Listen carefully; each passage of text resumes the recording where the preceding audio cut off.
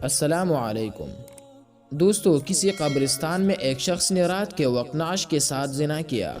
بادشاہ وقت ایک نیک صفت شخص تھا۔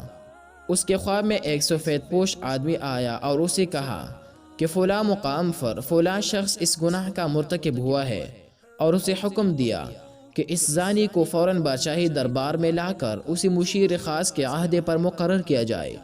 بادشاہ نے وجہ جاننی چاہیے تو فوراً خواب ٹوٹ گیا۔ وہ سچ میں پھٹ گیا دوستو۔ بہرحال سپاہی روانہ ہوئے اور جائے وقوع پر پہنچے۔ وہ شخص وہی موجود تھا۔